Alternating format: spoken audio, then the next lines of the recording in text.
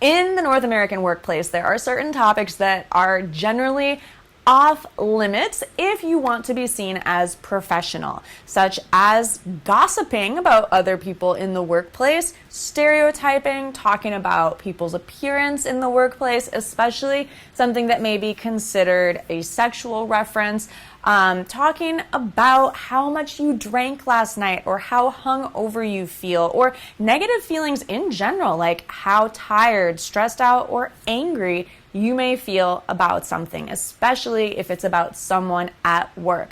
So it's best to keep those feelings to yourself or to you and your therapist outside of the workplace. But did you also know that there are several words or ways of communicating that are best avoided if you want to be seen as professional? Here are 10. And I want to thank the sponsor of this quick English tip for more professional speaking, Skillshare. I use Skillshare to improve my professional skills in various topics. They have thousands of courses from expert teachers and other students from around the world. This is Skillshare, and I'm currently taking this class called iPhone Photography, How to Take Pro Photos on Your iPhone by Dale McManus. Whether you take a class like this that can help you share great photos on social media, or any other one of the thousands of amazing classes on Skillshare, you will fall in love with this site if you enjoy learning as much as I do. So if you're looking to improve your speaking skills, your professional skills, maybe you'd like to improve your graphic design skills, your marketing knowledge, or another skill or hobby that would be super interesting to learn or helpful to put on your resume, Skillshare.com is where you can find it all. And what's more is the first 1,000 people to click on the link in the description can get a 1-month free trial where you can access all of their courses, thousands of them. So what could you learn this month that could change your life forever or give you a new outlook or just something fun to try out this month? Well, you have nothing to lose and everything to gain when you click on the link and get your free trial of Skillshare. Again, only for the first 1,000 people who click. First of all, contractions can seem a little bit unprofessional. So if you want to sound more proper, it's best to completely enunciate words like I want to instead of saying I wanna, or don't you instead of don't ya, or what do you want to do instead of what do you want to do. If you can speak a little bit more clearly, then it sounds more professional, enunciating and stressing the key words.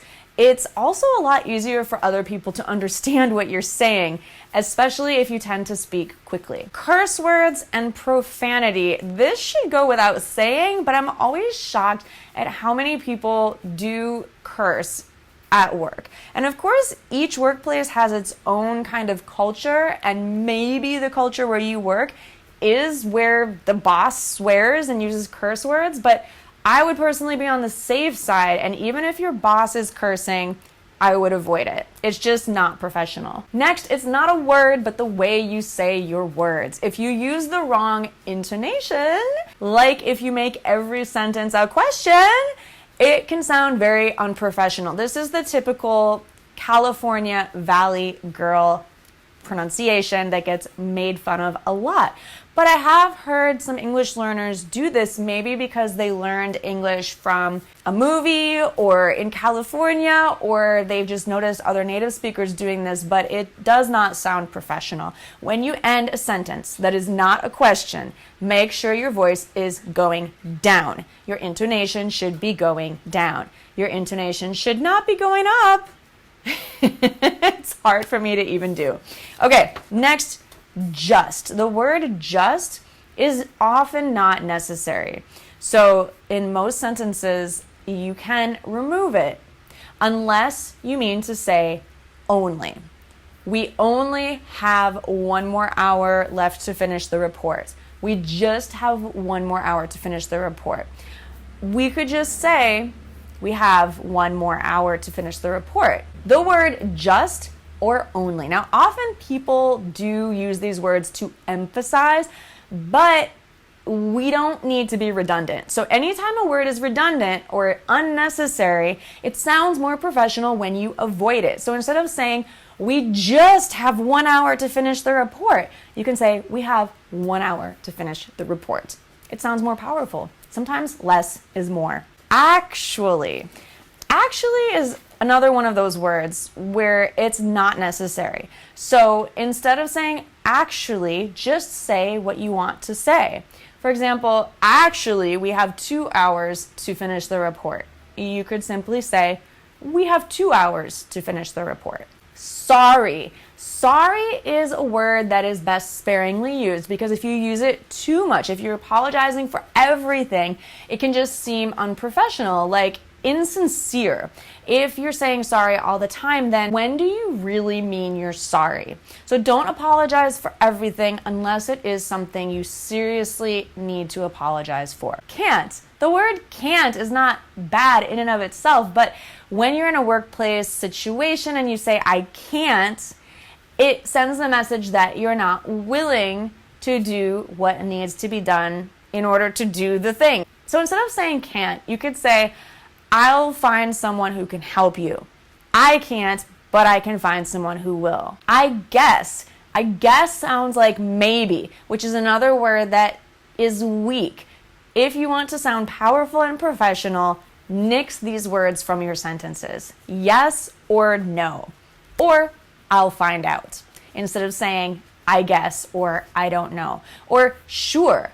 It's better to say a strong yes, certainly, of course, instead of I guess, I don't know. Instead of saying I don't know, which sounds very weak and unsure, say I'll find out. Give me a moment, I need to find out. Let me research that for you. You have different options, but saying I don't know just sounds like you're not trying, and that's not professional.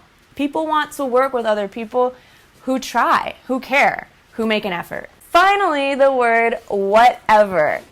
Whatever is completely unprofessional. It just sounds like you don't care. It's not Apollo. I need you to let me finish the video. I have a quick question for you.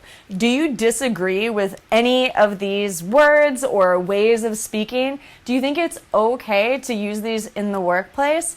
Or do you have other words or ways of speaking that you would like to add to this list? Please share them in the comments. I would really appreciate it if we can help each other to learn and grow. The word whatever is kind of a teenage slang word. And instead of saying whatever, you could say, I'm okay with what you decide, or I don't have a strong opinion about this topic. That's really what you're trying to say. You're going to be sounding even better and communicating your professionalism with ease. So thank you so much for watching, and remember to check out Skillshare. It is an amazing opportunity to get a free month of all of those classes that you can explore and check out what piques your interest. Maybe you'll see a course that you didn't even know existed, and you'll fall in love with that topic. And who knows, it might open the doors to a new hobby or a new career. So take a chance. There's nothing to lose. Thanks so much for watching. Bye for now.